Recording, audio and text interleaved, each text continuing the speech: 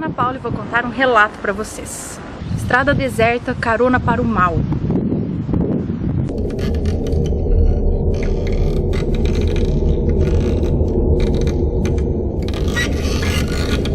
Esse é o relato 300, finalmente consegui gravar o relato 300. E aí, para deixar ele assim, talvez ele não seja tão empolgante quanto o relato 200, né? Também era um pacto com o diabo, né? Longo pra caramba. Mas eu vim até um cemitério aqui para ambientar a história para vocês. Eu estou falando um pouquinho baixo porque, né, dá um pouco de vergonha, embora pareça que não tenha ninguém em volta, tá cheio de gente. Então eu tô falando um pouco baixo porque eu tenho um pouco de vergonha, assim. Às vezes aparece alguém atrás e tipo, tem uma louca com uma câmera e um tripé num cemitério. Ah, e hoje é sexta-feira 13. Não foi planejado. Vamos ao relato. O moço que nos conta esse relato diz que alguns anos atrás ele teve que dirigir de São Paulo até uma cidade do interior de Minas Gerais. Uma cidade chamada Cariaçu, que fica mais ou menos uns 18 quilômetros de distância, acredito que de São Paulo. Nessa época ele trabalhava de faz-tudo para uma entidade funerária e teve que levar uma caixa misteriosa até um determinado endereço, até às 10 horas da noite daquele mesmo dia. O problema é que quando o patrão dele mandou ele fazer isso, já passava das 4 horas da tarde. Mas antes ele perguntou para o patrão dele o que havia dentro da caixa. E o patrão dele disse que não sabia. Só sabia que quem entregou aquela caixa foi uma mulher muito esquisita, mas que ela pagou muito bem por aquele serviço que era para ser feito por eles. Pagou muito bem para que a caixa fosse enviada por eles até o destino em Minas Gerais. E a mulher disse ainda que de forma alguma aquela caixa deveria ser aberta por ninguém. Inclusive a caixa possuía um tipo de lacre, estava com cadeado e ela era de metal e preta. Ele disse que até chegou a pensar, por que essa mulher simplesmente não colocou essa caixa e enviou pelo correio? Mas o chefe dele, sabendo que ele ia questionar isso, ofereceu a ele R$1.000 para fazer essa viagem. Por R$1.000 ele não tinha desculpa nenhuma para não ir. É um bom dinheiro. Pensa bem, R$1.000 para entregar uma caixa? Tranquilo. Será? Então não deu tempo dele fazer nada. De lá mesmo ele ligou para casa dele e avisou a esposa o que ele ia fazer, que ele ia ter que viajar, pé na estrada, e foi levar a tal caixa. A noite estava chegando e ele já estava bem cansado, porque afinal ele já tinha trabalhado o dia inteiro. Mas essa hora extra ia valer a pena. Pelo menos era o que ele achava. Quando ele já tinha rodado uns 100 quilômetros mais ou menos, surgiu um velhinho na beira da estrada pedindo carona. Como era um velhinho, um idoso, ele nem pensou duas vezes e parou o carro. Pra onde o senhor tá indo? E o senhorzinho... Até aqui o trem passa em todos os lugares de Rio Preto. É um trem fantasma. Então o senhorzinho respondeu que ia para Belo Horizonte. E aí o moço que nos conta esse relato disse que não era bem para lá que ele estava indo, mas que ele daria carona e deixaria o senhorzinho um pouco mais adiante. E o senhorzinho disse que não havia problema, entrou no carro. Já era umas 7 horas da noite mais ou menos, e ele perguntou para o senhor, que se chamava Almiro, se ele conhecia o endereço onde ele ia entregar essa caixa. E o seu Almiro disse que conhecia um atalho para esse lugar. Como diz minha avó, quem procura atalho, procura trabalho. E meus amigos, se ele soubesse o que estaria por vir, ele jamais teria dado carona para aquele senhor, para aquela pessoa. Quando o senhor Almiro começou a guiá-lo pelas quebradas, pelo meio daquela mata, ele percebeu que depois de algum tempo ele jamais conseguiria voltar sozinho daquele lugar. E ele disse isso para aquele senhor, e o senhorzinho, com um sorriso sarcástico, disse para ele que ele nem ia mais voltar, que não deveria se preocupar com isso. Hã? Ele parou o carro na hora e mandou o velho descer. E foi nesse momento que ele percebeu que havia chegado em seu destino, que era um cemitério.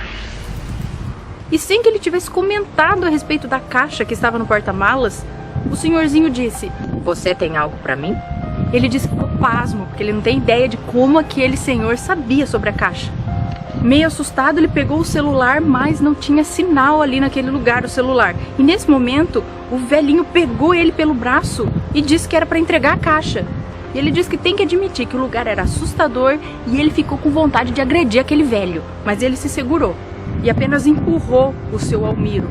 Porém, nesse empurrão, o velho caiu no chão e correu para dentro do cemitério, que parecia deserto. Ele se aproximou então do portão do cemitério e percebeu que realmente não havia ninguém naquele lugar. Além disso, ele começou a ouvir alguns barulhos muito estranhos que vinham lá de dentro. Aí sim ele começou a ficar bem assustado. Então ele foi até o porta-malas, catou aquela maldita caixa e atirou contra a entrada do cemitério, num portão de estaca que já parecia que estava apodrecendo, por onde inclusive o velho passou. E meus amigos, acreditem se quiser, mas no momento em que a caixa bateu no portão, estourou o lacre e a caixa abriu, revelando o que havia dentro dela, e era um crânio humano. Aí ele falou que foi a gota d'água, ele entrou pra dentro do carro e cantou pneu. E diz que até hoje, quando ele lembra desse desespero dele pra sair daquele lugar, ele sente muita angústia. E ele diz que não sabe como ele conseguiu, mas cerca de uns 40 minutos depois, ele acabou encontrando a estrada novamente e acelerou aquele carro mais rápido que ele pôde, pra sair logo dali, pra longe dali. Bom, ele foi pra casa com o carro da funerária mesmo. E no dia seguinte, logo que amanheceu, mesmo sem ter conseguido dormir nada durante a noite, ele já foi entregar o carro da funerária e conversar com o chefe dele, decidido de que ia pedir demissão daquele emprego, nunca mais queria trabalhar em funerária. E assim que ele estacionou o carro em frente à funerária e ia saindo do carro, ele tomou um baita de um susto, outro susto, uma mulher de preto que estava na frente da funerária e logo foi indo até ele. E ela perguntou direto, assim, sem ao menos se apresentar, perguntou se ele entregou. Mas ele nem olhou direito para aquela mulher que parecia que tinha uma aparência de pessoa perturbada. E logo entrou para falar com o chefe dele. E contou tudo pro chefe dele, o que havia acontecido. E que disse que ele não queria nem dinheiro nenhum mais e que ele não trabalharia mais ali em funerária nenhuma. Pelo jeito ele armou até um barraco lá porque disse que eles iam até chamar a polícia. Mas que a mulher nesse momento sumiu, não tinha mais mulher nenhuma lá. Algum tempo depois desse ocorrido, ele encontrou com a cunhada dele, que coincidentemente é de Minas Gerais. E ela disse para ele que existe naquela cidade um antigo e estranho caso de que um velho, um idoso andarilho, foi assassinado ali na estrada, há muito tempo atrás, e que foi enterrado sem a cabeça, porque a mesma nunca foi encontrada. Ele diz que não sabe se tudo isso foi uma grande coincidência, mas que foi uma experiência muito assustadora para ele, isso foi, e ele nunca vai esquecer disso na vida dele. Mas ele não termina aqui, e diz que precisa relatar os acontecimentos que aconteceram depois disso, depois que ele saiu da funerária. Realmente ele ficou um bom tempo sem saber o que realmente aconteceu naquela noite, naquela tenebrosa noite. Tudo era muito estranho e nada ia se encaixar mesmo, a menos que ele voltasse ao local do acontecido, que ele se informasse melhor, que ele investigasse o caso.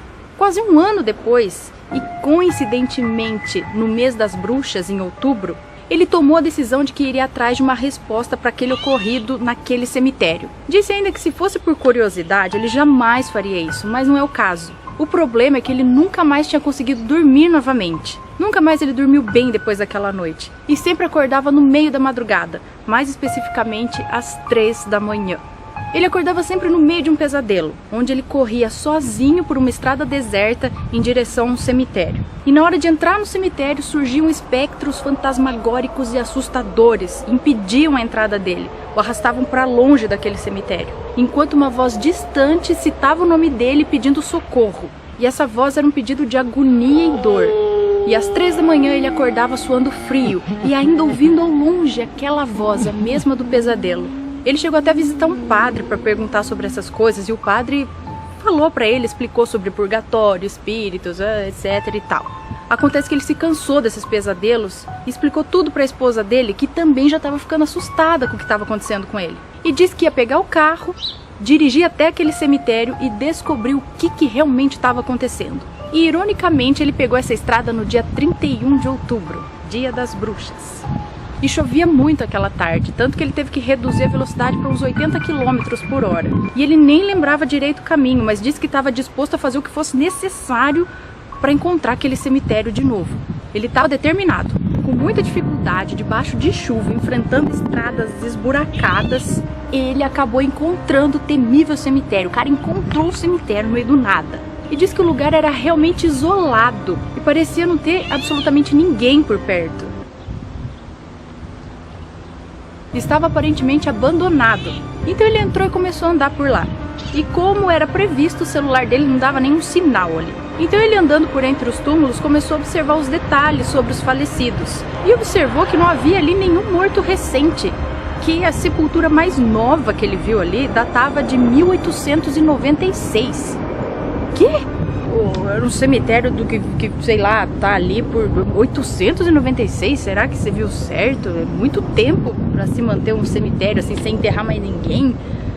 Poxa, quando ao longe ele avistou uma mulher toda vestida de preto, e parecia a mesma mulher que entregou aquela caixa na funerária, ou que perguntou sobre a caixa, aquela mulher de preto da funerária. E essa mulher estava em frente a um túmulo de cabeça baixa. Então ele começou a se aproximar dela, e quando ela percebeu que ele estava chegando, ela olhou para ele de lado e subitamente saiu caminhando. E galera, em cima do túmulo que essa mulher estava em frente, estava lá a caixa preta, aquela caixa preta. E o estranho é que ele estava perto da mulher, mas ela dava passos muito mais rápidos que o dele. E por mais que ele tentasse, ele não conseguia alcançar aquela mulher. A distância aumentou entre eles. Em uma curva onde tinha uns matos muito altos, porque aquele lugar estava abandonado, a mulher virou e misteriosamente sumiu. Sumiu mesmo. Bom, ele estava bastante cansado já. E no momento em que ele se virou, ele levou o maior susto da vida dele, ele falou. Que assim que ele virou, a mulher estava lá, parada, na frente dele. E ele disse que tamanho foi o susto, que a hora que ele virou e viu a mulher, ele até caiu para trás. E essa mulher disse para ele com muita raiva: "O que você faz aqui?" Então ele desabafou com a mulher, contou sobre os pesadelos, contou tudo. Perguntou sobre a caixa e perguntou por que de tudo aquilo.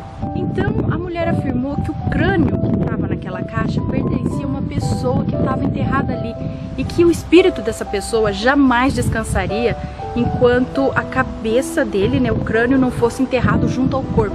O problema é que a pessoa que estava em posse desse crânio utilizou o mesmo em uma oferenda maldita. E a magia negra envolvida nisso era uma das piores que já se ouviu falar. Magia negra ferrada.